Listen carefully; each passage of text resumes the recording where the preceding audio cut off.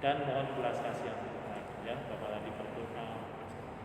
Karena kalau kita nggak memahami kelemahan diri kita, kita akan menjadi merasa kuat ya. betul, sok ya kita kuat ini saya nggak mungkin jatuh, gitu kan? Gitu kan? Siap. Lucu ini gitu. Iya, siap. Cerita ini kan. Jadi memahami kelemahan diri itu penting sekali, Pak. Kita menjadi pribadi yang mawas diri. Gitu. Wah, aku ini bukannya nggak mungkin jatuh gitu. Ini salah satunya ya dalam hal wanita ataupun yang lainnya. Tapi yang sering kali terekspos kan hal ini ya, kejatuhan dalam dosa etika dan moralitas.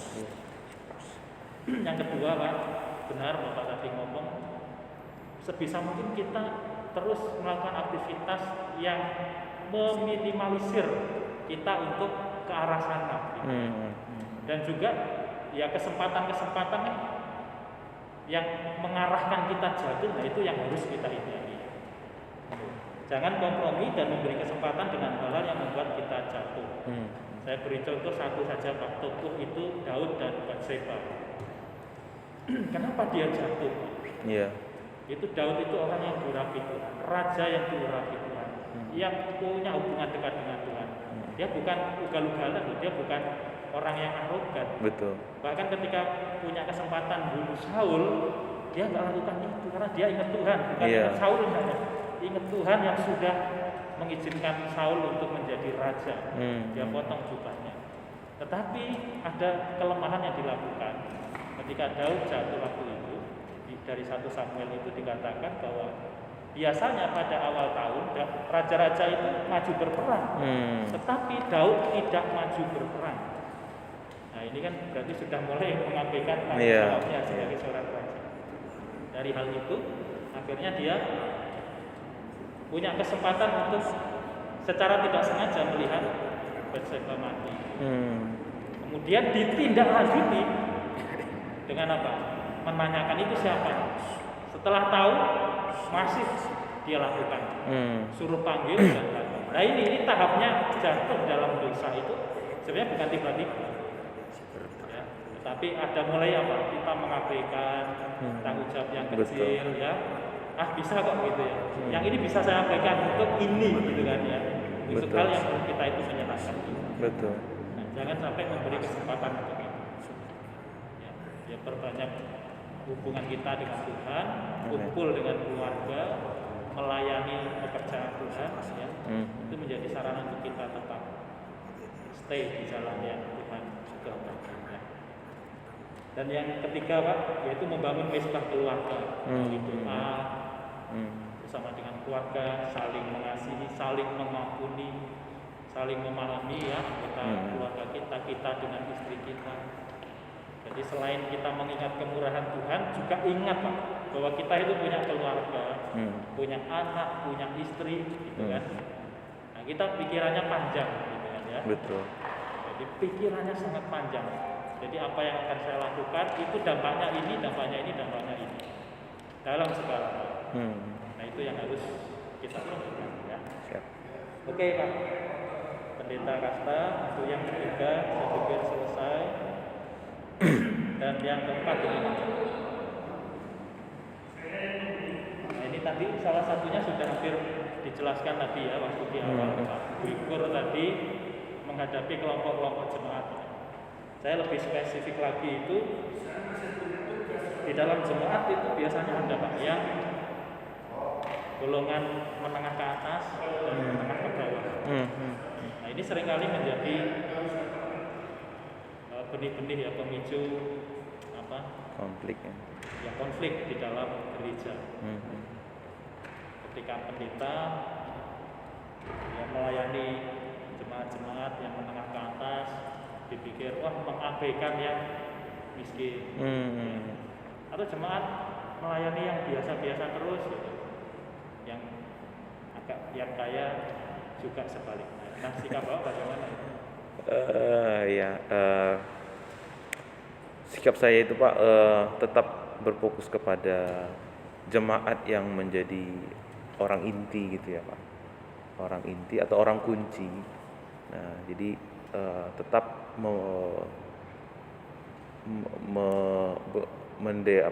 mendelegasikan atau bersama-sama dengan orang-orang kunci itu untuk memberi pengaruh yang benar dan positif. Ya, dan juga yang kedua terus membangun sistem di murid melayani dan dilayani tadi ya. Jadi semuanya akan merasa diperhatikan, merasakan kekeluargaan lewat dilayani dan melayani, dimuridkan dan memuridkan. Jadi intinya nggak ada perbedaan ya Pak ya? Iya Pak. Porsinya saya lebih kepada fokusnya kepada orang-orang kunci ya. Kadang-kadang memang orang kunci itu mungkin Kunci lebih. Maksudnya gimana Pak? Panitia perancang atau? Iya, termasuk wanita atau ya orang yang berpengaruh ya Pak, orang yang bisa memberi pengaruh positif kepada yang lain. Jadi itu berdiskusi dengan dia, sharing dengan dia tentang hal-hal yang memang Tuhan kehendaki, yang memang tentang hal-hal yang Tuhan mau untuk kita pegang teguh, untuk kita terapkan di gereja kita, di hidup kita, seperti itu. Oke. Ya. Hmm. Bagaimana dengan orang-orang yang ini Pak?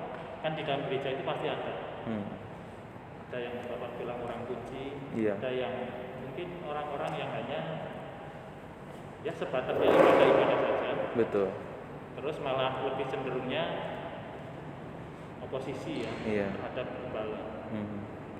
Selama ini semua sih Pak, buat saya jemaat itu saya berusaha untuk dekat dengan mereka, tapi kan terbatas ya Pak, terbatas. Nah maka solusinya melibatkan orang-orang kunci tadi ya.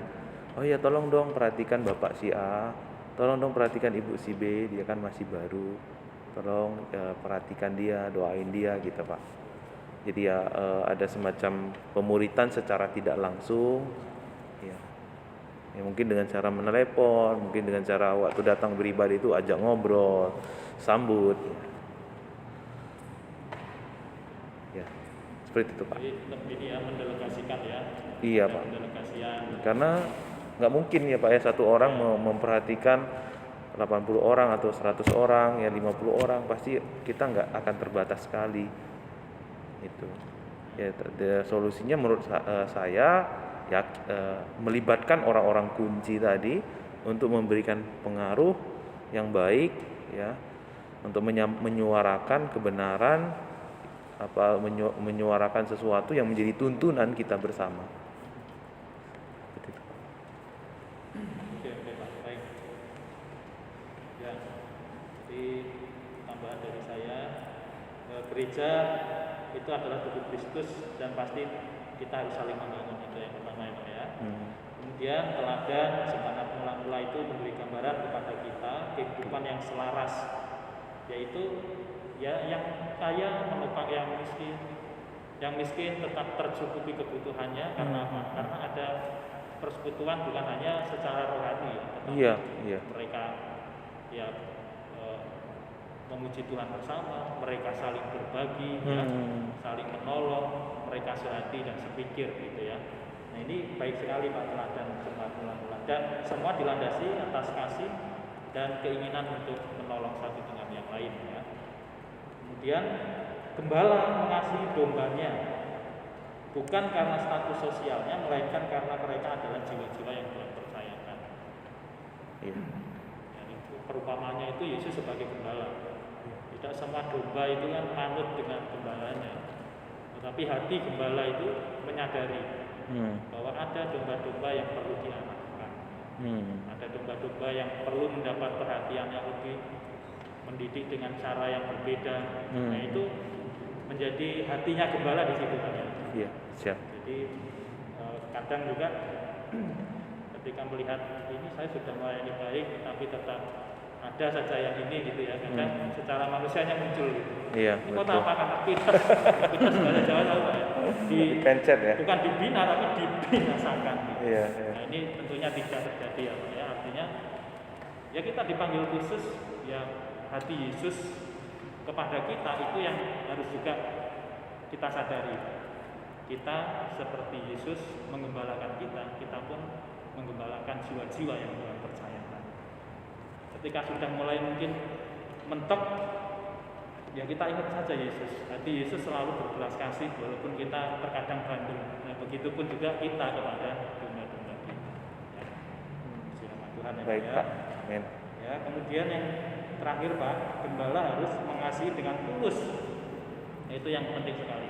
Bukan menggunakan aji mumpung atau justru memanfaatkan kebaikan dan kasih yang ditunjukkan oleh domba-domba kita. Ya. Jadi pelayanan kita terus harus tetap ya di relnya Tuhan. Ya, kalau ada jemaat yang memperhatikan kita, bahkan ya secara materi mungkin ya, yaitu dengan kasih kita tetap mengasihi, membimbing.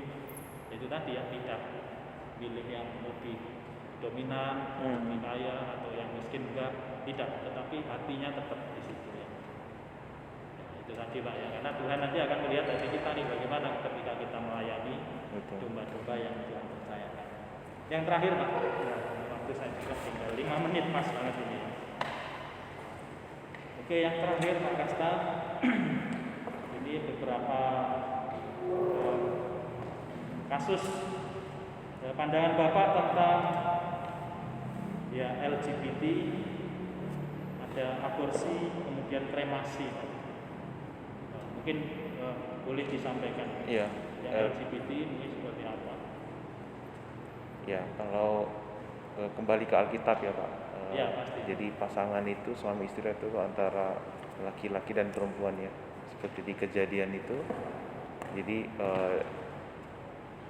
di dalam keperiman kita, saya yakin bahwa tidak ada pernikahan sejenis artinya antara laki-laki dan laki-laki atau perempuan dengan perempuan. Ya, itu tidak ada. Ya, itu bukan kehidupan berdasarkan iman kita. Kalau yang tetap melakukannya dengan menurut Bapak itu seperti apa?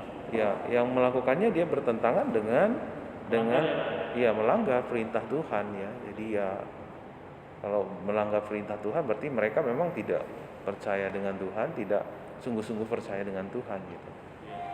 Ya. Dan bagaimana sikap kita Pak sebagai seorang gembala kalau itu kita hadapi Ya, dalam gereja? saya akan tegas tetap berpegang kepada firman Tuhan ya Pak ya. Kalau ada yang minta tolong dong berkati kami, ya kita kembali ke firman Tuhan. Ada nggak firman Tuhan, dasar firman Tuhan yang mengatakan memperbolehkan pernikahan sejenis. Jadi kita tegas Pak di situ. Artinya tetap tegas, ini nggak sesuai. Iya, gitu nggak sesuai. Gimana kan Pak orangnya, dikeluarkan aja. Silahkan tetap hadir, tapi mungkin kita jiwanya kita kasihi ya Pak ya. Tapi kalau misalnya mereka dibimbing ya, diarahkan, tetap kita kasih, tetap kita doakan juga, tetap kita layani juga. Lalu, tapi kalau mereka minta diberkati ya tentu kita menolak dengan mentah-mentah. Ya, Pak, betul. Ya.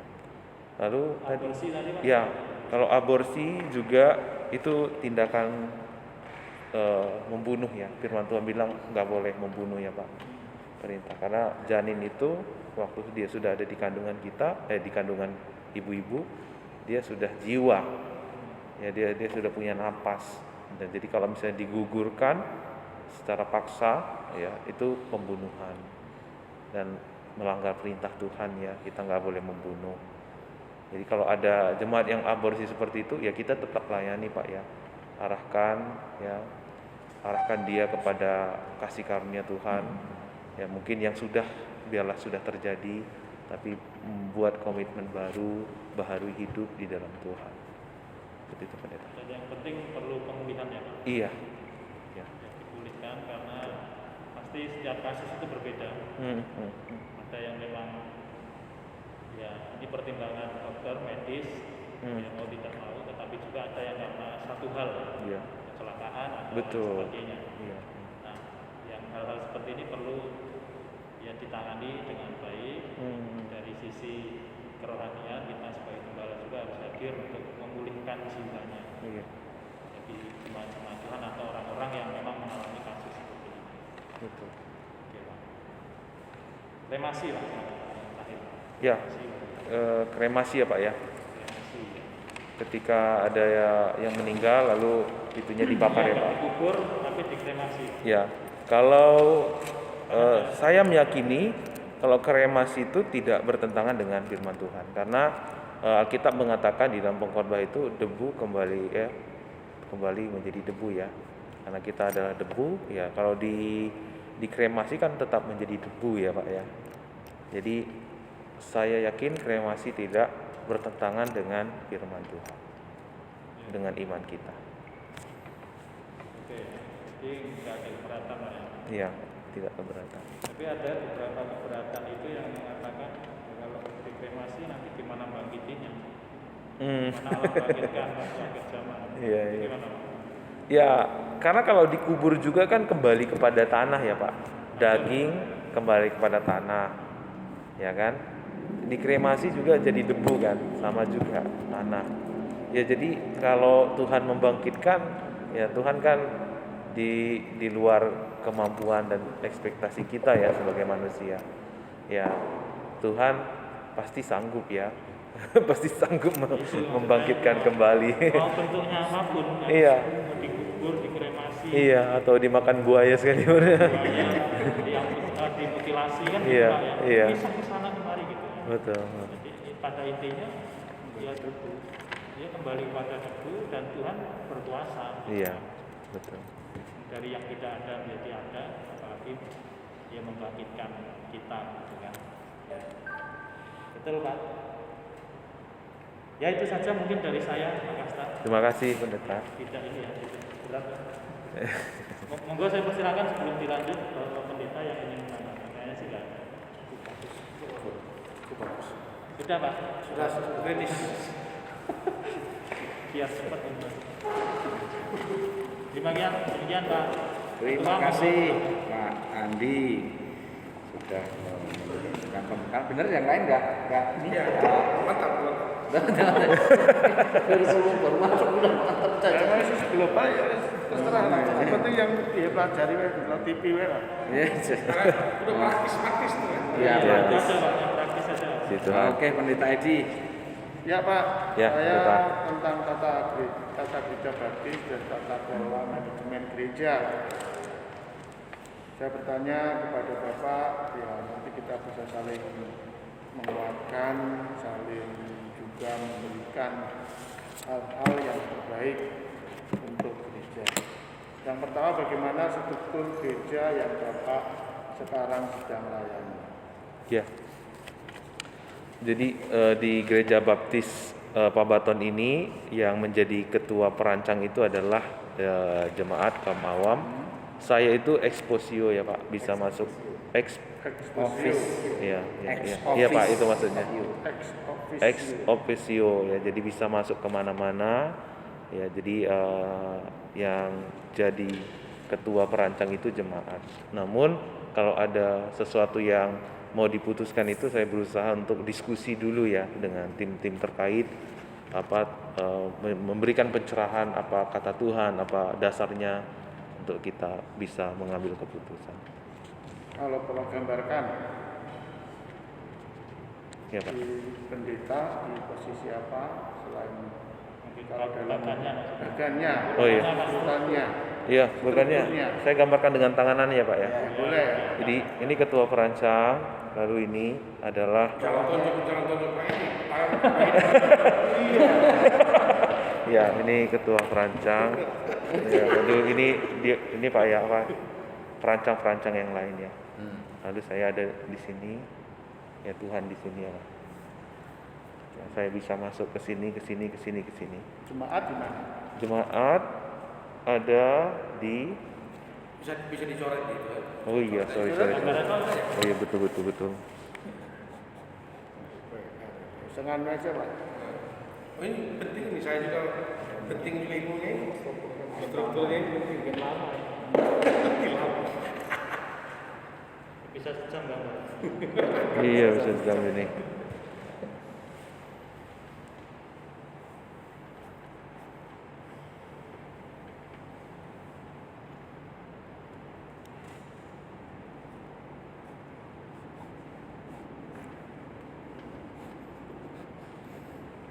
Terus yang penting gambar bisa jelaskan.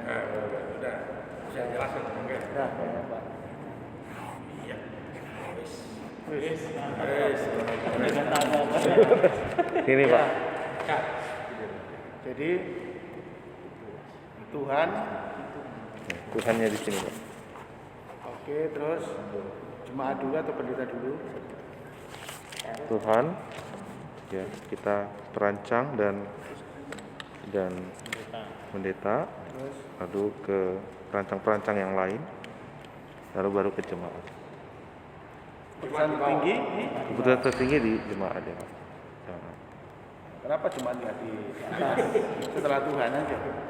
Kalau Oh keputusan tertinggi Tuhan ya Pak. ya, Tuhan tertinggi Tuhan, baru kita godok bersama perancang lalu sampaikan ke jemaat. Ya jadi ujung dari keputusan adalah Tuhan. Jadi jemaat di atas Pak itu bukan. Berarti jemaat Artinya kan semua ini kan nanti ke jemaat kan Pak.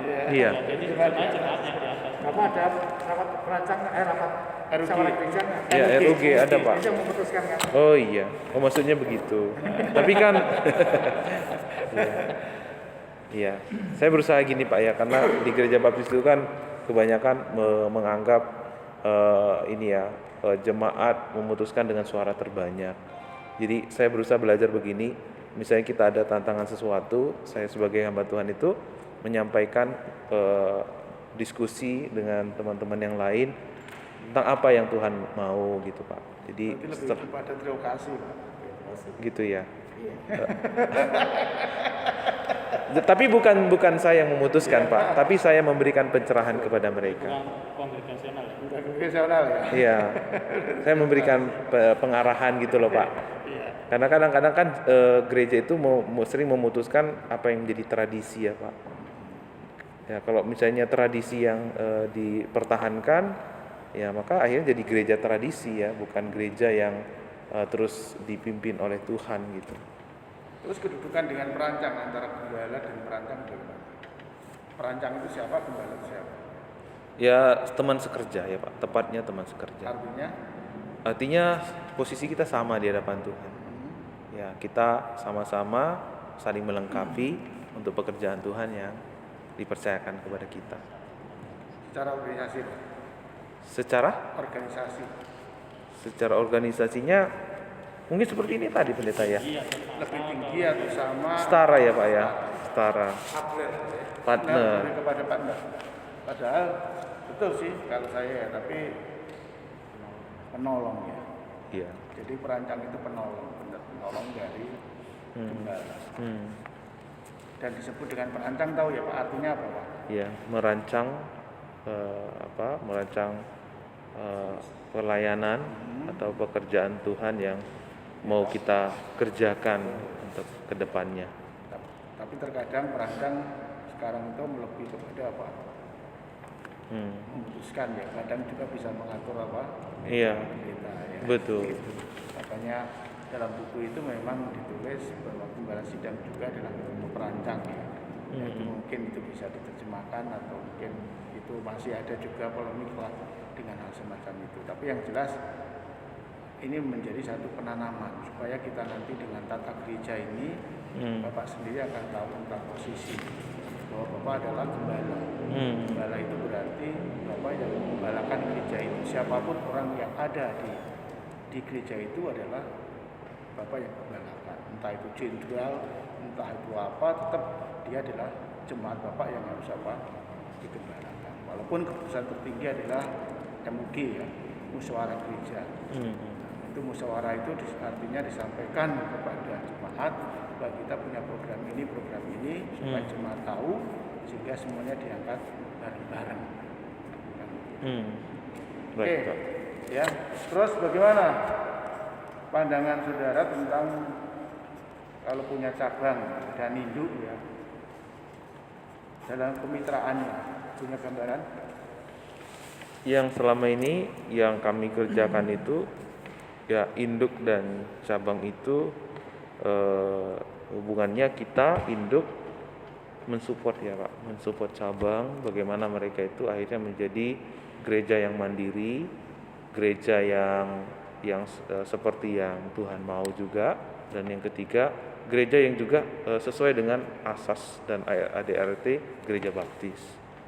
Itu Pak. Jadi kita punya rencana untuk membekali mereka juga, selain mensupport lewat doa, daya, dan dana. Sampai jadi gereja mandiri berarti dimulai dari perintisan ya. tulisan yang disebut Perintisan. dengan Pos PI, lalu TPW, BPW, dan cabang cabang. mandiri. Ya. Ya. Jadi proses itu yang harus diikuti Pak ya. Karena pos PI itu hanya pos, lalu tempat pemberian warga dan seterusnya sampai akhirnya masuk. Oke, lanjut lagi. Visi Bapak sekarang untuk gereja. Visinya Tadi saya sampaikan, ya. ya menjadi gereja yang memuridkan ya Pak ya. Lewat gereja ini kita rindu semua orang yang masuk gereja ini menjadi murid Kristus yang sejati. Artinya mereka tidak hanya berhenti menjadi anggota atau menjadi orang percaya, tapi mereka akan memuridkan yang lain dan mengutus yang lain juga untuk memuridkan yang lain. Jadi menjangkau, melatih, dan memuridkan. Kalau gereja Bapak pasti setuju ya, gereja Bapak gereja baptis ya. Namanya gereja baptis Babaton ya kan. Apa yang menjadi ciri khas kalau Bapak bisa mengatakan bahwa ini gereja baptis? Ciri khasnya pertama, Alkitab menjadi otoritas tertinggi ya Pak ya. Secara organisasi Pak. Oh, secara organisasi. Ada apa? Ada apa? Ini dulu sih bagian organisasi. Ada apa? Yang menjadi ciri khas? Secara organisasi ya mungkin ciri khasnya berkaitan dengan visi misi tadi ya Pak. Jadi semuanya jemaat itu fokus kepada visi pemuridan. Bukan visi ya, organisasinya. Organisasi ya Pak. Ada berapa organisasi di gereja Bapak? PKMB, PBI, WBI, Sekolah Minggu. Nah, maksudnya gitu ya. Jadi itu setelah itu ada apa? Sekolah Minggu. Ada 4 organisasi ya. Iya, Nah, setelah itu baru ada kepanitiaan. Betul. Nah, itu kan ciri khasnya kan gitu kan. Gitu ciri khasnya. Oh, iya. Organisasi. oke. Itu ciri khas orang gereja baptis. Pertanyaannya menjebak ini. Jawabannya gampang tapi pertanyaan. Jadi kalau kita sebutnya gubernur gitu ya. Ya. Gubernur menteri. Iya. Nah, kan itu kan ciri khas kan. Ciri khas gereja baptis apa? Oh iya, Ya kan begitu kan? Ada Iya. organisasinya kan ya, bicara tentang organisasi loh. betul. Bukan bicara tentang doktrin ya. Iya, Kalau iya. ya Alkitab ya, tapi organisasinya berarti Bapak harus punya apa? Organisasi tadi. Iya. Sekolah minggu, kepanitiaan itu. Ya, sekolah minggu, PKMB, PBI, Iya. PBI. Lalu di bawahnya apa?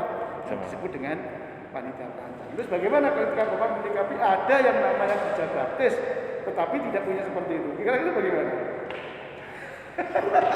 Masih disebut baptis. Masih disebut baptis ya? Secara organisasi loh Pak. Bagaimana? Ya misalnya dia tidak ada sekolah minggu, tidak ada PBI gitu Ya, ya. ya. Ya. Dia nggak punya seperti itu. Hmm. Yang penting bagi dia adalah itu. Belum bicara tentang apa lagi. Secara organisasi Bapak punya berapa kegiatan? Ya. Karena kalau menurut saya kan Pak Pendeta yang dinamakan gereja baptis itu dia itu ya asas dasar baptis ya kan.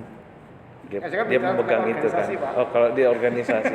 Ciri khasnya secara organisasi ya. Bukan tadi ya. Kalau menurut saya tetap baptis Pak, karena kalau organisasi yang dibangun itu kan tujuannya untuk salut, untuk membangun, untuk memenangkan jiwa-jiwa ya. Jadi kalau kita pun nggak ada VBI sekolah minggu atau apa, tapi kalau jiwa-jiwa dimenangkan dan mereka dimuridkan, kalau saya masih berkata itu baptis. Oh gitu. Iya, apalagi dia kekeluargaannya kuat gitu kan Pak. Karena ciri khas gereja baptis itu kan kekeluargaan ya Pak ya. Itu yang sangat mendasar kalau menurut saya. Selain asas dasar tadi itu ya. Ya sebenarnya saya hanya mengarahkan supaya gereja baptis itu tertata. Pokoknya ada organisasi yang jelas tempat itu. Nanti ada lagi di bawah itu sekolah minggu aja terbagi berapa?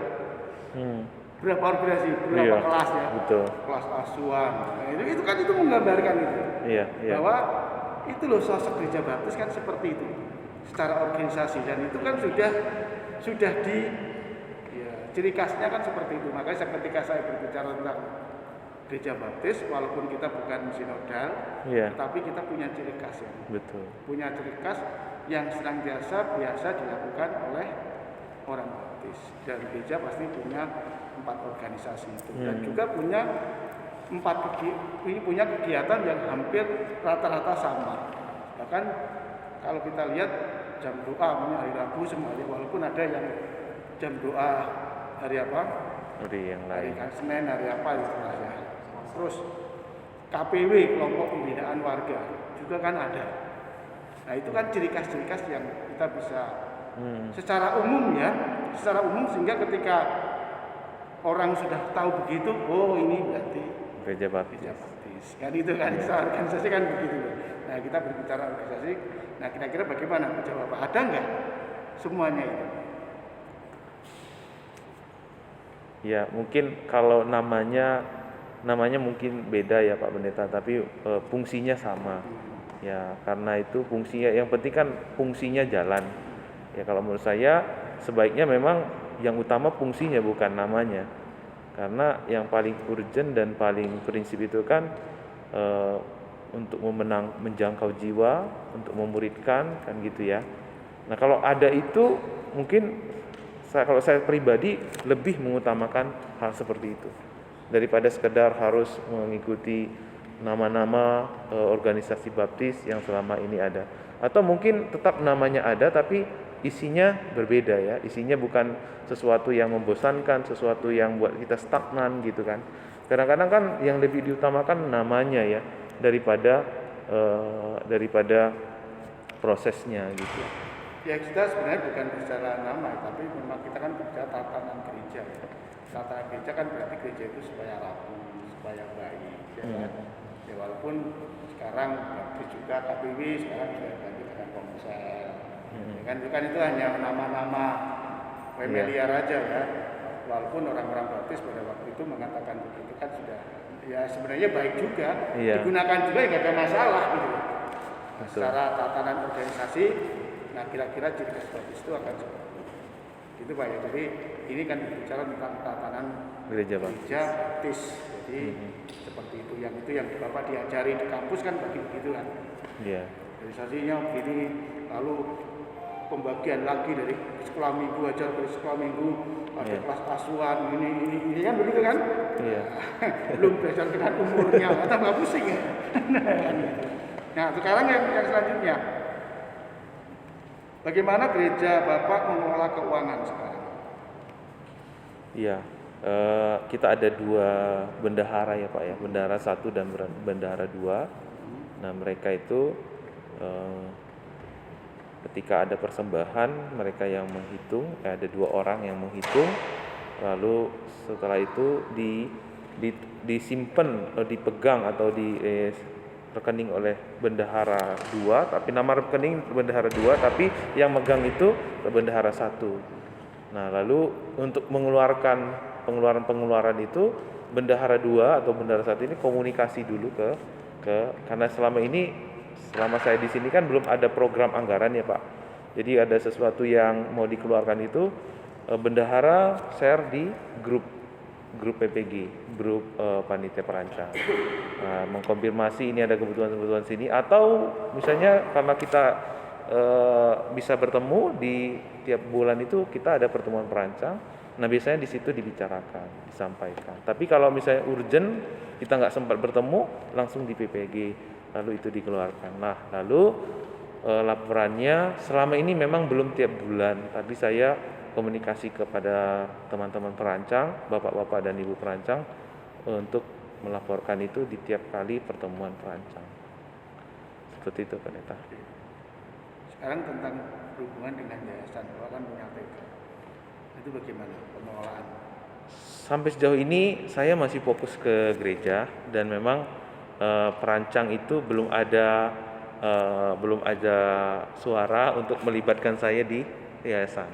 Artinya ke tata kelola yayasan di bawah gereja atau mereka Di bawah gereja, di bawah gereja itu ada bagian yayasan ya Pak. Yayasan, nah ada kalau nggak salah ada 2-3 orang yayasan ini yang menaungi guru-guru TK, kepala sekolah TK, guru-guru TK. Jadi kalau ada sesuatu kendala, ada sesuatu yang disaringkan, mereka sharing ke ini. Dan apakah juga itu akan memberikan laporan? Enggak, kalau ke saya enggak Tentang memberikan laporan. laporan. Ketika di panitia perancang itu mereka belum memberikan laporan tentang perkembangan segala macam. Ya paling kalau saya mendengar itu ya secara sepintas aja. Pernah menjadi persoalan antara gereja dan yayasan? Setahu saya pernah Pak, dari cerita mereka pernah. Iya. Terus sekarang kira-kira bagaimana gereja menyikapi? Nah sekarang saya lihat, saya memang tidak banyak bertanya tentang yayasan, tapi yang saya lihat dan saya dengar itu yayasan ini yang tadi perancang tadi yang untuk yayasan itu yang langsung menangani ke sana Pak. Nah jadi mereka menangani, jadi nggak sampai kepada panitia perancang. Di rapat musyawarah perancang itu nggak dibahas di situ. Gitu. Mengenai aset, bagaimana semuanya? Mengenai aset, ya setahu saya ya Pak ya, setahu saya. Tapi memang saya belum tanya. Tapi setahu saya, yang saya dengar, yang saya analisa, ini aset ini gereja, semuanya gereja. Walaupun gedung itu adalah gedung yang dibangun oleh yayasan, nah itu tetap milik gereja. Gitu. Artinya semua sudah atas nama yayasan. Nah itu yang saya kurang tahu Neta. Tapi sejauh ini kontribusi TK itu ke gereja cuma perpuluhan saja. Ya, perpuluhan dan untuk sarana penginjilan gitu perlu dikembangkan. Ya. Ya ini memang bicara tentang tata laksana gereja ini banyak hal Pak ya. Yang berkaitan karena ketika gereja itu tidak dikelola dengan baik bisa akan menimbulkan persoalan berhubungan dengan pertanyaan Pak Andi tadi. Kan begitu ya. Iya. Dan juga ketika tata laksana gereja itu tidak dilaksanakan dengan baik, seringkali terjadi tentang pemanfaatan menatasnamakan pelayanan. Nah itu ya. Nah, posisi pendeta juga kalau seandainya tidak mengetahui tentang tata laksana gereja dengan baik, itu akan berkesempatan juga akan bisa juga gereja pendeta akan menjadi memanfaatkan dengan menjual apapun yang ada di dalam gereja, program-programnya semuanya kalau tidak memiliki tata kelola gereja yang kuat. Makanya ketika gereja baptis itu melakukan begitu bukan satu alasan Pak, bukan untuk gaya-gayaan, bukan untuk gaya-gayaan, tapi orang baptis itu pengen semuanya itu tertata dengan rapi, dengan baik. Ya, sehingga tidak ada kesempatan sesuatu yang akhirnya menimbulkan persoalan. Bapak termasuk berat di sini ya, karena Bapak punya juga organisasi di bawah organisasi gereja itu ada sekolah. Beberapa sekolah gereja itu tidak bisa menangani dengan baik. Akhirnya terjadilah persoalan ya antara yayasan dengan gereja. Betul. Kan gitu ya. Contohnya banyak Alfari ya, sekolah yang begitu luar biasa dulu hanya pecah. Yang paling bagus yang memang Palembang ya. Ya silakan Bapak nanti akan belajar studi banding ya. Tanggung jawab yang besar dalam pengelolaan dan gereja ini kan aset ya. Aset umat baptis yang paling bagus di seluruh wilayah Jawa Tengah. Artinya ini aset yang besar. Nah, jangan sampai nanti Bapak salah mengelola sebagai seorang gembala ya. Karena kalau ini mengelola tempat ini bukan lagi menjadi tempat yang bisa untuk menjadi pusatnya ya persekutuan. Karena kita akui gereja di Jawa Barat tidak ada gereja yang baptis sebesar ini. Nah, ini program selain ini juga menjadi satu tatanan gereja yang Bapak harus terus belajar. Ya, nggak usah nganu lah ya. Kita nggak usah buat tata gereja JCC apalah udah baptis udah bagus lah. Ya menurut saya udah bagus banget. Pelajari aja lah ya. Pelajari aja. Nggak usah ikut tren-trenan walaupun hanya tren saja ya. Walaupun pun itu aja, tapi memang fungsinya itu penting sekali. Iya. Nah, oleh karena itu tata gereja baptis dan organisasi ini Bapak juga perlu pelajari supaya Bapak juga bisa menjelaskan sehingga keteraturan dalam organisasi juga demikian juga kedudukan Bapak nanti sebagai bendahara sidang itu juga akan bisa lebih dihargai lagi ketika Bapak tahu tentang posisinya sebagai gembala. Demikian juga perancang itu juga yang jangan sampai ada dualisme kepemimpinan karena tidak tahu ya, tidak tahu tentang tata laksana gereja. Ya, nanti perancang perempuannya udah merasa kayak dewa yang ngatur seenaknya, itu juga kayak. Nah, itu jadi itu yang karena nggak ada jemaat ya, Pak Gatot mungkin bisa dengar ya. Jadi nggak ada saksi di sini ya. Ya, mudah-mudahan itu saja Pak yang bisa saya sampaikan. Mungkin ada tambahan Pak melalui tata organisasi gereja dan manajemen gereja baptis. Terima kasih Pendeta. Ya, apa yang disampaikan oleh Pak Edi, saya setuju sekali Pak. Berkaitan dengan ini gereja baptis Pak Batul ini ikon kita Jawa Barat ini Pak. Kalau Bapak tidak ada PPI misalnya, tidak ada BPI, tidak ada sekolah minggu, wah bagaimana kita yang masih pakai itu Pak? Ya, nanti orang kurang ini lagi. Jadi artinya, wah ini ikon di sini Pak. Jadi Bapak pertahankan identitas baptisnya, karena yang membedakan kita dengan gereja lain itu adalah organisasinya tadi. Iya. Kami di Jonggol itu sekolah minggu. Orang harus sekolah minggu dewasa ya kan? Itu hanya ada di baptis itu. Jadi sekolah minggu kelas dewasa. Iya. Hanya di baptis Pak. Nah, gitu. Jadi saya juga mendorong tata kelola itu penting sekali. Lalu kemudian Pak, pertanyaan saya. Di sini yang punya visi di gereja itu siapa? Saya Pak Gembala Sidang. Kan? Iya. Gembala. Berarti perannya perancang berarti apa? Mendukung visi, bergerak bersama-sama dengan visi. Berarti kalau Bapak sebagai gembala yang punya visi misi gereja ini berarti perancang yang ada itu menolong merealisasikan visi misi tadi. Iya. Baik. Menolong untuk merealisasikan visi misi tadi. Berarti Bapak kita nggak bisa akhirnya gereja Pak Batu pengelolaannya sekarang waduh udah nggak baptis lagi. Berarti masalahnya di pemimpin. Dikira begitu ya Pak ya? Iya. Karena Bapak yang punya visi, kita pendeta yang punya visi, perancang itu kan mendukung kita, atau menolong kita. Nah ini harapan kita, tata kelola ini saya juga belajar dan saya di Jawa Timur ini udah bagus banget dia punya cara kekeluargaannya ya, manajemennya udah bagus, mengikuti itu aja udah kita udah sangat ditolong banget. Saya kira itu tambahan saya. Ya, yang lain mungkin bisa memberikan tambahan. Ya mungkin sedikit Pak.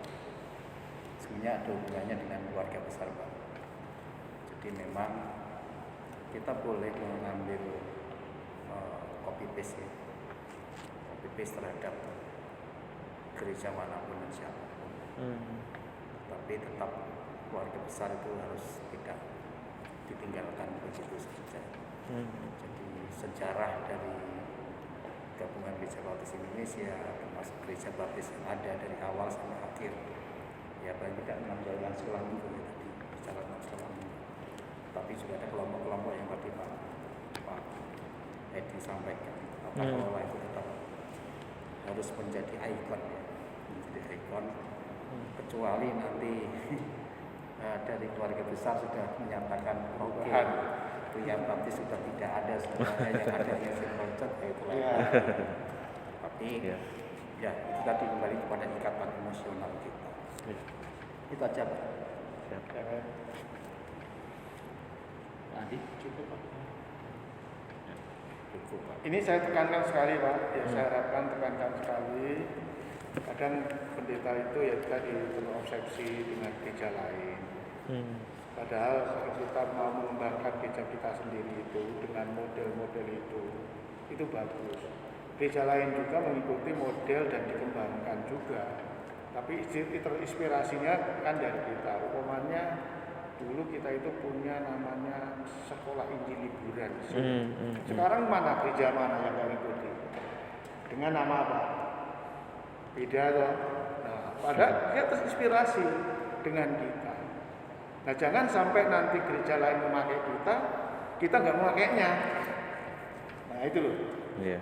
Nah, itu ya walaupun sekarang itu ya pendeta-pendeta seperti yang Bapak pendeta katakan ada simple cek apalah ya, tapi yang jelas bahwa Bapak kita dari sana itu sudah mempersiapkan itu dengan baik. Sudah siapkan dengan baik. Kalau kita mengikuti, buktinya di saya itu ada kelas asuhan, kelas itu dari organisasi sekolah minggu Pak ya. Itu sudah sangat mantap sekali. Mereka betul-betul akhirnya menjiwai sesuai dengan umur mereka. Apalagi nanti di pemerintah ini ditambah lagi Pak. Dan kita sudah sangat masuk sekali dan sudah sangat familiar sekali. Karena di pemerintah nanti ada sosialisasi namanya itu gereja ramah anak. Nah di kita itu sudah ada. Tatanan kita itu sudah ada. Tinggal ngembangin aja. Nanti kalau Bapak berubah, JCC nggak ada, ulang lagi. Kalau pemerintah menganjurkan begitu. Sekarang kan gereja ramah anak itu betul-betul sedang ditekankan bagaimana kita menghargai. Nah itu nanti akan menjadi satu bentuk yang harus diadakan di gereja. Karena di masjid-masjid sudah memulai tentang masjid ramah anak. Nah jadi organisasi kita itu sudah betul-betul lah, artinya itu sudah mantep lah. Jadi jangan sampai nanti jangan nanti Bapak digoyang gini. Kayaknya kepengen ya. Nah, oleh karena itu selalu bergaul dengan orang baptis Pak ya. Jangan selalu bergaul dengan orang Pentakosta. Nanti baptis Pentakosta. Nah,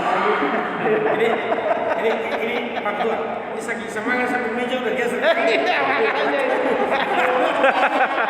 Semangat ya. Ya, jadi seperti itu. Ya, saya pribadi sih pendeta nggak pernah berpikir meniadakan PBI, WBI itu. Ya. Sekolah minggu apalagi ya. Ya. Tapi memang di sini KPW itu diubah namanya CM3 gitu ya. Karena supaya merefresh isinya KPW, isinya pemuritan gitu. Karena begini Pak, kalau KPW CM3 komunitas multiply ya, tri-nya itu menjangkau, melatih dan mengutus gitu. Jadi ini berkaitan juga dengan pengembangan visi supaya terkomunikasi dengan baik ke jemaat-jemaat gitu Pak. Karena kalau KPW itu kan orang image-nya seperti dulu kumpul-kumpul belajar membosankan gitu. Jadi ya mungkin kalau ada image-image atau kenangan-kenangan buruk tentang KPW itu kan bisa ditinggal dan ada spirit baru yang kita sampaikan. Kalau orang tanya apa itu CMT, nah kesempatan buat kita nyampaikan ke jemaat. Gitu aja sih pendeta. Iya. Oke, Bob, saya Pak Tri. Sudah Irwanto, saya tidak ada pertanyaan. Puji Tuhan. Bukan pertanyaan pembekalan boleh juga, nggak harus pertanyaan. Belum selesai. Tidak ada pertanyaan yang singkat. Oh iya, begitu. Ya, Luar biasa. saya kalau pengalaman tinggal balik. Wow. Pertanyaan ditambah dengan 2 pertanyaan dari pembekalan kependetaan dan panggilan. Jadi saya harapkan Pak Kasta tahu tentang PGBI, tahu tentang pendeta baptis, di mana beberapa saat yang lalu ikut ini ya, musyawarah besar ya. Enggak ikut pendeta. Enggak ikut. Yang ikut siapa? Dari sini yang ikut saya kurang tahu ya. Ya, berarti nanti harus tanya ya. Iya. Tanya sama yang di sini kalau nggak tahu. Iya. Nah, seberapa besar Bapak tahu tentang GGBI? GGBI itu adalah naungan untuk gereja-gereja baptis, gabungan gereja baptis se-Indonesia. Ya, jadi dalam GGBI itu ada gereja yang menaungi gereja-gereja baptis, itu ada yayasan, rumah sakit, ada yayasan baptis yang menaungi STT, menaungi sekolah, sedangkan YRSB itu menaungi rumah sakit baptis yang ada di Indonesia. Oke. Jadi ada organ-organ GGBI ya. Nah, ada tujuan strategis dari dulu sampai sekarang. Tujuan strategis daripada gabungan gereja baptis Indonesia itu memang harus ya seharusnya dan semestinya pendeta baptis Indonesia tahu. Karena pendeta baptis termasuk gereja baptis yang ada dalam satu ikatan wadah keluarga besar dengan gereja baptis Indonesia. Betul. Tahu nggak Pak tujuan strategis? Untuk penginjilan, Pak. Hanya satu. Penginjilan, pemuritan, pendewasaan, Yang misi. namanya tri-commitment ya. Iya. Ada sosial, ada pendidikan, Iya, oke. Iya. ada pemuritan, Iya. ada penginjilan. Iya, Apakah pendidikan. tri-commitment itu sudah dilakukan di gereja apa? Ya. Sudah, Pak. Mungkin bisa diceritakan. Sudah. Ya, jadi dari sisi pendidikan ya kita lewat pendidikan sekolah minggu, lewat PA untuk baptisan, kelas baptisan atau PA untuk pendewasaan, lalu lewat lewat sekolah juga. Sedangkan untuk penjangkauan itu kita ada church planting dan juga ada penginjilan pribadi gitu ya Pak. Ada terapkan ya, meskipun masih belum terlalu ya, masih mulai proses. Lalu sosial kita juga lakukan dengan kita memperhatikan yang sekitar kita ya. Pernah juga dilakukan di gereja ini bazar murah, membagi nasi box itu, memberikan sembako. Nah itu Pak yang kita lakukan. Oke. Ya, terima kasih Pak. Ini pertanyaan pertama. Ya, saya rasa memang pre-commitment itu ya tetap sudah dijalankan ya. Seharusnya resepsinya itu menjadi bagian dari ikatan keluarga besar kita juga. Nah, yang kedua Pak, itu bicara tentang ya sesungguhnya ini masuk ke sedikit ke doktrin. Tadi sudah disampaikan sama pendeta Elia Ungu. Tetapi harapannya bahwa GGB itu adalah bagian dari doktrin yang memang ada keunikan tersendiri tentang baptis. BAPTIS. Bapak tahu? Baptis. Kalau tahu Bapak boleh sampaikan saya.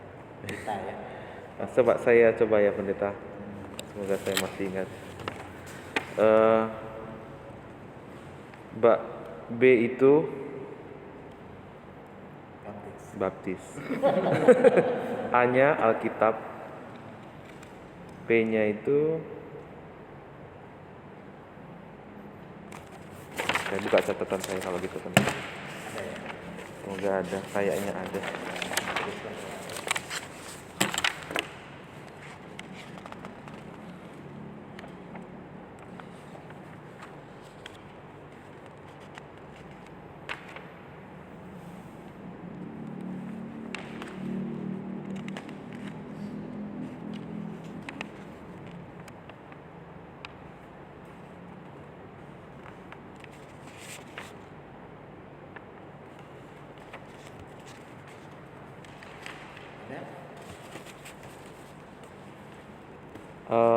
Baptis ya, baptis. B-nya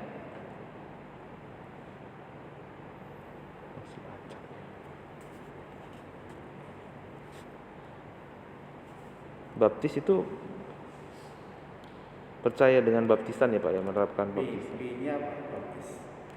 B itu bebas. Oh iya. Setiap orang percaya bebas ya datang kepada Tuhan, tidak perlu melalui Pak Eki. Tapi secara iman yang wajahnya. Iya. Itu B. A Alkitab jelas. Betul.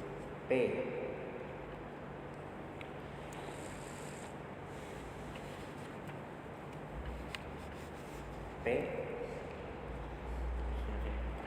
aku diolah. P pemerintahan yang kongregasional. Waduh, Kongregasional udah yang lupa saya. otonom. T terikat dalam keluarga besar, ingat itu ya. Terikat dalam keluarga besar. I jelas. Injili nggak bisa lepas dari Injil kan? Iya, iya. Berita Injil. Kalau S setia umat berarti setiap berjalan perjanjian baru itu ya Pak. Ya. Tetap itu harus ingat mereka. Jadi itulah yang harus diajarkan, itulah yang harus dikerjakan, dilakukan oleh pendeta baptis dan menularkan kepada gereja. Nah, yang menjadi pertanyaannya adalah dari Gereja Baptis Indonesia adalah gereja baptis yang otonom tetapi keluarga besar. Apa sih yang dimaksudkan dengan otonom dan otonom keluarga besar? Mungkin Pak Kasa bisa sampaikan itu, dan mungkin itu bisa diterapkan di dalam gereja yang ada di tempat ini. Jadi otonom itu gereja setempat berhak menentukan atau memutuskan sesuatu sesuai dengan kebijaksanaan jemaat lokal. Nah, sedangkan otonom apa satu lagi tadi Pak? Otonom keluarga besar ya. Kita mengikuti kebijaksanaan yang ditetapkan oleh Gabungan Gereja Baptis Indonesia. Ya. Jadi tentunya ini menjadi bagian yang penting. Ya. Jadi bukan berarti ketika otonom kita bisa semau gue untuk memutuskan dan tidak melihat akan keluarga besar. Nah kadang-kadang, nah ini yang seharusnya ada panitia pelaksana. Kadang-kadang ada konflik-konflik internal antara gembala dan jemaat atau perangsang yang menyebabkan gereja luar tidak boleh. Memang betul, tetapi keluarga besar ini seharusnya menjadi bagian. Jadi jangan sampai, ya harapannya jangan sampai ketika terjadi konflik merasa bahwa BPD Jawa Barat sebagai kepanjangan tangan Gabungan Gereja Baptis Indonesia tidak berhak untuk campur tangan. Memang kesulitan di dalam pelaksanaan sesuatu yang hubungannya dengan konflik internal. Terkadang memang kita sedang menunggu. Biasanya seperti itu ya, Pak Edi.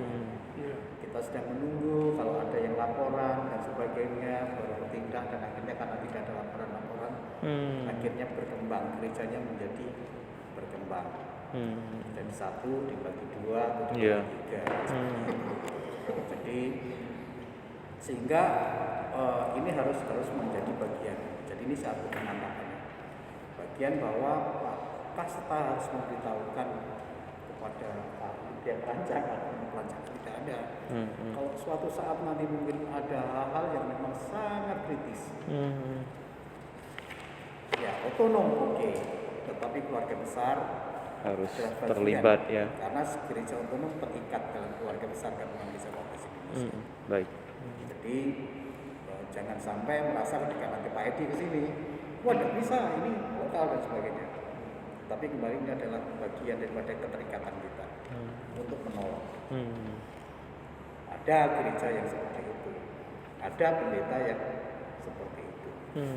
Nah ini yang harus dipahami oleh Pak Kasta supaya keharmonisasian dari gereja, termasuk jemaat, perancang dan gembala tetap ada dalam satu keterikatan. Ini salah satu contoh. Lalu ada contoh-contoh yang lain kalau misalnya mungkin ada hal-hal yang hubungannya dengan tata kelola manajemen gereja yang memang tidak sama, tetapi kita adalah wadah dari terikat dalam keluarga besar. Ya kita dengan hikmat, rendah hati, kita melihat bahwa itu adalah kepentingan besar, kepentingan nasional dibandingkan dengan kepentingan diri, sehingga tidak terjadi loh.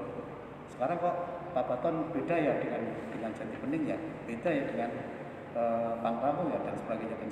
Ini yang harus dihindari. Jadi perlu otonom oke, tetapi keluarga besar menjadi bagian yang jauh lebih besar karena skalanya nasional untuk keterikatan kita. Lalu ya kemarin sesungguhnya ada yang disampaikan tentang visi misi 2040. Jadi ini nggak pertanyaan lagi ya. Visi misi saya Pak untuk 2020. Visi misi Gabungan Gereja Baptis Indonesia seharusnya menjadi visi misi pendeta dan gereja lokal. Karena ini menjadi satu wadah kan pada keterikatan.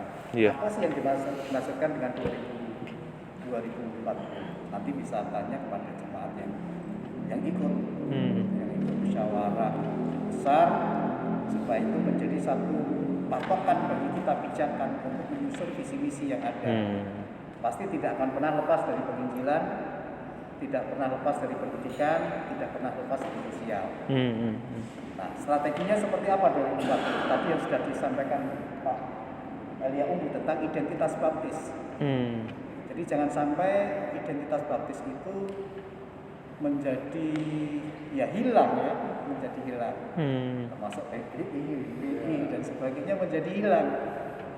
Apalagi sekarang ya dengan situasi tadi isu-isu kontemporer yang ada tentang vaksin macam-macam, kremasi yang nanti kalau dikremasi nanti mencari tubuhnya nggak ketemu gitu ya. Hilang tubuhnya betul cari dan sebagainya. Ya ada hal-hal yang seperti itu ya. Jadi identitas baptis harus jelas. Jadi bagaimana ya sekarang ini kan bicara tentang gereja yang bersaksi dengan hasil gereja bertumbuh dengan pesat, ada sehat, ada relevan, misioner. Itu yang menjadi hal yang perlu dalam satu proses pemahaman untuk dikerjakan di gereja-gereja. Karena itu menjadi himbauan, seruan sehingga gereja dapat melakukan misi-misi melalui program-program yang sesuai dan setara dan sejalan, termasuk memuritan sama satunya. Nah, namun ada hal yang perlu Pak Kasta ketahui bahwa kita sebagai pendeta baptis Indonesia, kita juga terikat, bukan hanya gereja. Gereja terikat dalam satu wadah gabungan Gereja Baptis Indonesia. Gereja harus tetap ada dalam fokus bagaimana GGB itu menjadi bagian daripada keluarga besar. Tetapi dari segi pendeta baptis juga terikat, terhisap dalam keluarga besar, sehingga kita harus membayar harga dengan ketulusan komitmen bagi kita sebagai pendeta baptis. Nah, kira-kira apa yang sudah dilakukan sebagai pendeta gereja sebagai bentuk komitmen kita kepada GGB? Setahu saya Pak, gereja ini sudah memberikan iuran ya Pak ya, iuran rutin kepada GGBI. Lalu kalau nggak salah 1% ya Pak. 1%. Iya. Untuk GGBI. Untuk GGBI dan juga untuk BPD ya pendeta. Ya. BPD ya. Nah, puji Tuhan BPD. Lalu Gereja ya. Gereja. Oke. Lalu gereja ini juga berpartisipasi untuk bahan-bahan sekolah minggu, buletin baptis ya Pak. Ya. Terus Itu saja Pak. yang pendetanya Dana pensiun maksud Bapak? dana pensiun 1%-nya Pendeta 1%-nya ke pendetaan ya. Tapi sekarang belum jalan lagi ya pendeta. saya juga belum banyak. Kalau ada persekutuan nggak jalan. Iya. Yang GGB itu bukan 1%. Harusnya 10%. Oh iya, mungkin itu Pak. Tapi setahu saya ada yang dikasih. Apakah 1% itu belum tepat saya dengar ya? Jadi paling tidak kalau belum 10% ya harapannya bisa dalam cepat bisa memberikan 10% karena itu adalah komitmen. Komitmen kita masuk dalam satu wadah keluarga besar. Tetapi pendeta 1%. juga dalam keluarga pendeta baptis Indonesia. Iya. Artinya berarti kita juga harus memberikan 1%. Tidak tahu pagi seperti apa nanti, tetapi itu menjadi bagian ya dari kita menolong pendeta-pendeta. Waktu zaman Pak Andi sudah ya. Berarti zamannya Pak Andi masih pagi turun. Belum. Banyak kasih karunia di zaman Fadli. Melimpah dengan kasih karunia. Nah, ketika bicara tentang pendeta baptis, ini sudah ke yang ke-6 ya, paling jam 9 selesai. Nah, kita juga terikat dalam sebuah konsensus. Konsensus kita adalah dalam buku. Sudah punya buku? Sudah pernah Pak, cuman cari-cari belum ketemu. Ya, belum ketemu, nanti minta Pak Elia dulu ya. Pak Elia Iya. punya banyak masalah. Iya. Jadi bagaimana pandangan Bapak terhadap Dulu saya waktu artikulasi dapat ini. Nah, bagaimana pandangan Bapak terhadap artikulasi? Iya, waktu itu kan Medan itu isu-isunya waktu itu Pak ya, sempat dengarkan Medan itu ya, jadi disuruh artikulasi lagi. Saya sudah ikut. Betul itu. Nah, bagaimana pandangan Bapak terhadap ini? Ada banyak hal, termasuk tadi bicara tentang persoalan-persoalan yang terjadi yang dihadapi oleh pendeta ya. Betul ya, siapa ya tadi yang pendeta yang selingkuh dan sebagainya dan sebagainya dan sebagainya dari segi etika. Nah, ini adalah bagian konsensus kita. Berarti Bapak harus mengikuti kan, walaupun mungkin tidak, kalau Bapak tadi katakan tidak sesuai dengan Alkitab, tapi ini sudah di apa namanya? Dicatat, disetujui, ditulis oleh macam-macam di sini, ada dokter-dokter semuanya dari STT Baptis kita juga. Nah, ini menjadi kunci bagi kita, Pak. Kayaknya ada Jadi Pak Gatot, Pak Gatot bisa duduk Pak. dulu biar dengar Pak. Biar dengar Pak. Ini Bapak mewakili perancang nih Pak. Ini ada yang Iya Pak, enggak ada lagi. Enggak ada lagi. Jadi buku ini adalah pedoman Pak. Pedoman. Itu kayaknya kayak saya juga punya itu. Iya. Tapi pedoman ini harus dilakukan oleh gereja dan juga pendeta Pak. Jadi ketika Pak Pendeta Kasta Sitepu ditabiskan Pak, Pak Pendeta Kasta Sitepu ini adalah Pendeta Baptis Indonesia. Jadi bukan pendeta baptis miliknya Pak Baton saja. Artinya ketika suatu saat nanti Pak Kasta diminta oleh Gabungan Gereja Baptis Indonesia untuk menjadi pengurus, nanti Bapak sampaikan kepada perancang, gereja perlu menyetujui Pak Gembalanya menjadi pengurus PPN. Setuju Pak ya? Nanti sampaikan. Lalu yang kedua Pak. Tadi sebetulnya saya nyari ya Pak, tapi di rak buku itu sudah berubah, saya bingung. Ya, Pak. Ada pedoman, ada GBI, ya. Iya. Yang penting Bapak tahu ya Pak. Nyari. Yang pasti Bapak tahu ya. Lalu yang kedua Pak. Tadi disampaikan oleh Pendeta Andi berkenaan dengan ketika terjadi sesuatu etika yang tidak baik terhadap pendeta yang sudah ditabiskan. Misalnya korupsi. Betul ya? Lalu selingkuh, punya istri baru, punya simpanan baru. Buku ini menjelaskan bahwa akan ada pencabutan, Pak.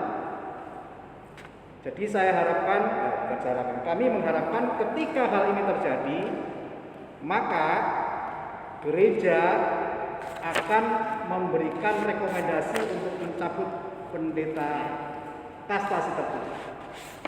Oke ya Pak? Betul ya Pak? Ya, jadi Dewan akan tetap bertanggung jawab ketika suatu saat terjadi seperti itu.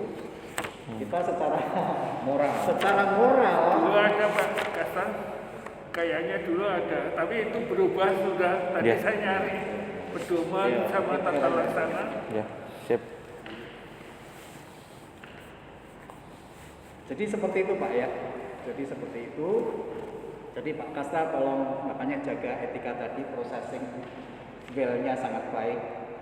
Kalau starting well-nya mungkin tidak baik ya, processing-nya jadi baik dan akhirnya yang penting finishing well-nya. Ada pendeta-pendeta yang jatuh dari starting well-nya sangat baik dan luar biasa, tetapi finishing well-nya semuanya akan jadi hancur. Jadi rasanya kasihan, gitu ya. Jadi itu yang perlu Pak Kasta ketahui tentang Gabungan Gereja Baptis Indonesia dan juga tentang tata laksana. Jadi hal ini menjadi bagian yang penting. Jikalaupun toh sekali lagi Pak Pendeta Kasta Sitepu mungkin 1, 2, 3, 4 tahun lagi diundang oleh gereja lain, ya kalau itu panggilan Pak.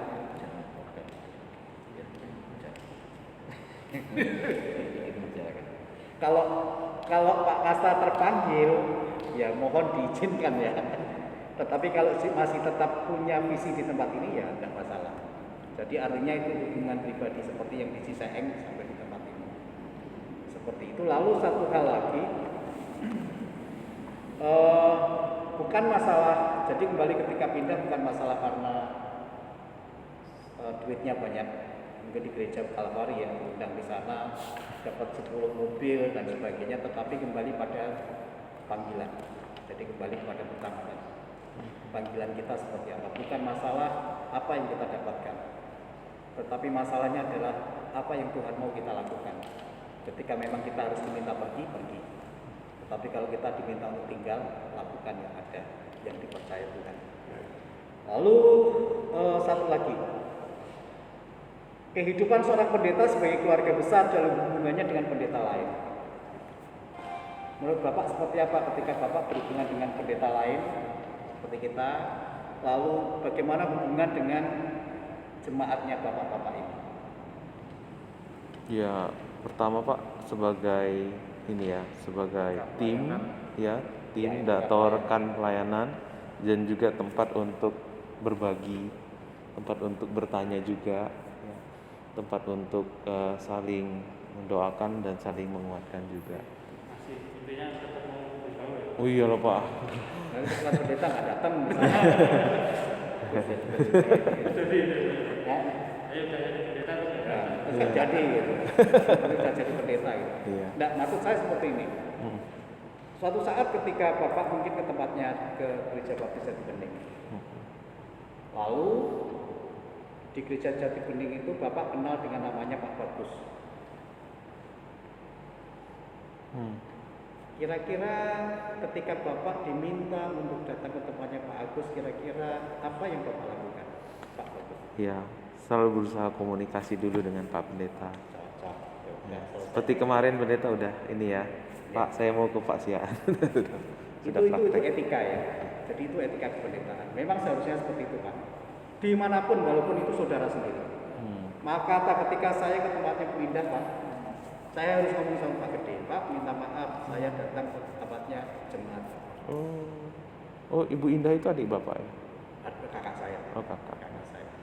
Jadi artinya hargailah penghargaan kita kepada teman sejawat. Tetapi ketika kita kula nuwun gitu ya, bahasa Inggrisnya kula nuwun kepada pendeta yang lain karena di situ ada sahabat kita, ya kita menghargai teman sejawat. Suatu saat Bapak misalnya diundang ke Cisaeng atau mungkin mau main ke Cisaeng, kalau sudah ada pendetanya, ya seperti itu tadi sebuah penghargaan bagi pendeta yang ada di sana. Pasti mereka welcome, tidak masalah. Yang mungkin itu Pak yang dari kami selesai itu sehingga silakan kalau ada yang mau ditambahkan berkenaan dengan GPPI. Ya mungkin saya nambah Pak. Ini peranan gembala sidang itu penting. Kadang ada gereja baptis akhirnya menjadi gereja baptis yang tidak loyal terhadap gabungan, tidak loyal terhadap pendetaan, tidak loyal terhadap ya pokoknya GGBI itu karena pendetanya menutup diri Pak. Jadi ini pesan kami semua supaya nanti Pak Pendeta Kasta ini setelah dicabutkan itu akan menjadi pendeta yang loyal bagus, ikuti persekutuan, keluarga besar juga ya ikut bersama, semuanya bersama. Nah itu akan bisa menjadi satu hubungan yang enak antara satu gereja baptis dengan gereja baptis yang lain, gembala sidang dengan gembala sidang yang lain. Memang ada gereja yang dulunya welcome, hanya tertutup. Ya itu karena ketika diusut ya penanaman pendetanya terhadap jemaatnya. Nah, jadi saya harapkan nanti ketika Pak Pendeta Kasta itu sudah menjabat sebagai pendeta pengantar Injil sepenuh waktu, ya selalu memiliki loyalitas terhadap gabungan gereja baptis Indonesia. Lalu di bawahnya ada BPD dan juga bisa ikut serta mendukung program-program yang ada di gabungan gereja baptis Indonesia yang di dalamnya yang terdekat adalah BPD. itu yang dekat ya. Lalu yang kedua ya, ini saya mungkin akan banyak bicara. Karena ya saya salah satu orang nomor satu merekomendasi. Iya. Bapak bertanggung Iya, jawab. bertanggung jawab orang. Ya. Hati-hati Pak ya, saya juga ya hati-hati ya.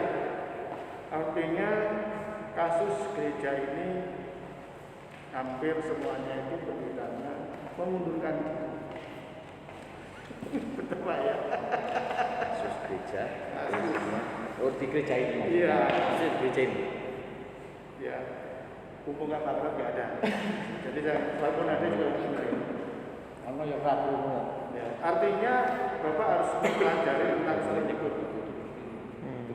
Latar belakang gereja ini, kondisi-kondisinya, penyebab-penyebabnya kenapa dulu juga pernah pecah juga ya. Nah, beberapa pendeta juga memang mengundurkan diri oleh karena mungkin persoalan-persoalan yang apa. Nah itu sekarang ini Pak Mekasta harus menjadi anggota di tempat ini punya daya tahan yang kuat. Amin. Punya daya tahan yang kuat itu bukan berarti hanya bertahan tidak, tapi juga mencari solusi-solusi tentang kondisi-kondisi kenapa dulu terjadi seperti ini. Hal-hal semacam itu perlu. Saya harapkan karena kalau nanti gereja ini salah pegang kita juga semua susah Pak. Di PPID ini susah, semuanya susah. Kalau pendetanya nggak welcome, sudah susah kita mau ngapa-ngapain kan? Ini gereja satu-satunya yang bisa kita gunakan untuk ya semuanya pusat Natalan yang ratusan orang sama-sama juga 500 bisa bayarin itu kan. Jadi itu yang saya harapkan, makanya ya kita bersyukur kalau gereja Baptis kalau ini sekarang Pak Pendeta Kasta nanti Pak Amin.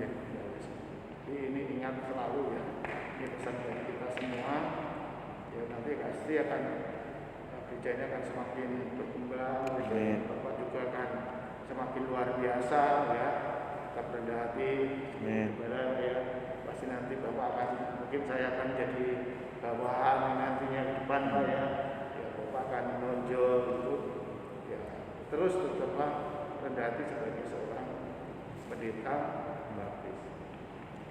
Itu terus yang ketiga tidak usah tertarik Pak ya, pengembangan model-model gereja lain disaring dulu ya Pak ya. Disaring dulu segala sesuatu, disaring dulu. Jangan langsung di copy paste plek dulu ya. Jangan ya, disaring dulu. Kita sudah punya, kalau Pak Elias sering mengatakan itu mantap teologi kita itu.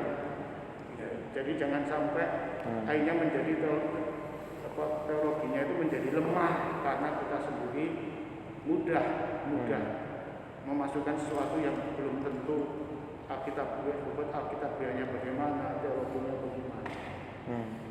Masih dinyanyikan lagu merah Pak ya? Masih Pak. Ya puji Tuhan, langsung kayaknya dinyanyikan.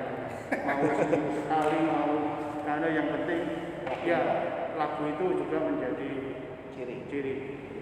Bukan berarti itu seperti Alkitab kedua, tidak Pak, itu hanya menjadi ciri saja supaya identitas Baptis itu juga terus tidak kehilangan apa?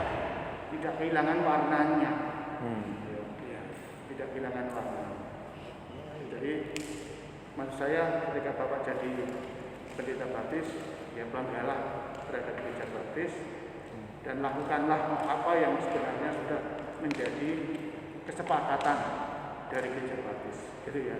Jadi kalau tadinya ngomongnya pendeta Baptis tapi nggak sepakat dengan apa yang dikatakan, ya lebih baik tidak usah jadi pendeta Baptis. Ya. Kalau sudah jadi apa yang disepakati kita lakukan bersama-sama. Nah, kira-kira seperti itu. Terima kasih. Terima kasih pendeta. Yang lupa satu lagi ketika ada acara-acara kebungan, ya harapannya terlibatlah. Jangan di gereja lain terlibat, nanti gabungan malah. Ya, itu yang Jangan terlibat di tempat yang lain. Ketika PPD sendiri ada misalnya ibadah doa misalnya gitu ya, dari Jumat khusus untuk Jabat Tara misalnya. Lebih baik seminar yang tempat lain. Mungkin ya katakanlah kayak seperti itulah. Kita loh yang Baik. paling tidak kembali lagi ke tadi tegasan aja. Bapak sekali lagi kan ikon di sini ya. Pak Ketua tadi Pak Edi selalu mengingatkan bahwa ini gereja kita yang besar di wilayah Jakarta. Bapak sebagai pimpinan di sini, ya Bapak sebagai gembala di sini. Nah, ketika Bapak aktif saja dalam persekutuan BPD, aktif dengan kita, berarti sudah mencirikan kebersamaan kita. Tapi kalau Bapak tidak aktif, wah ini gereja yang besar di Bapak nggak aktif di persekutuan. Nah itu udah memberikan suatu kesan yang kurang baik buat kita. Oke. Nanti tambah. Karena udah jam 9 lewat saya nggak tahu. Oke, saya ini sedikit saja ya, sedikit saja. Oh iya. Ya itu yang ini untuk menjaga apa namanya persaudaraan kita sebagai korps kepemudaan ya, pemerintahan Baptis Indonesia. Nah jika ada anggota gereja dari salah satu gereja Baptis atau dari gereja mana saja bahkan ya, yang bertamu ya istilahnya bertamu ke gereja Baptis Pak Baton ini ya. Nah mungkin sekali dua kali kita kasih tahu ke pendetanya ya. Pak ini jemaat yang Bapak layani nama si A ya, beribadah ke gereja kami gitu ya. Jadi ini untuk menjaga hubungan antara teman sejawat ya. Itu yang pertama. Yang kedua juga kalau Bapak nanti misalnya ya suatu ketika dipanggil ke satu gereja lain ya, Bapak mesti memberitahu ke teman-teman ini ya, memberitahu bahwa kami dipanggil ke gereja A di kota B, kami pindah pelayanan ya. Kemudian bersurat ke BPD ya, departemen kependetaan juga bersurat ke departemen di nasional ya, memberitahu bahwa kami pindah pelayanan di sini atau di lembaga ini atau di gereja ini gitu. Itu sebagai satu apa namanya ya istilahnya sopan santun atau etika lah ya, etika kependetaan supaya kita enak ya hubungan kita enak dengan korps kependetaan kita. Mungkin seperti itu ya tambahannya. Oke, kita sudah selesai. Nah kita akan panggil Pak Garsin lagi karena awalnya dari sini. Saya panggil ya. Awalnya dari sini. Enggak apa-apa pendeta, saya panggil.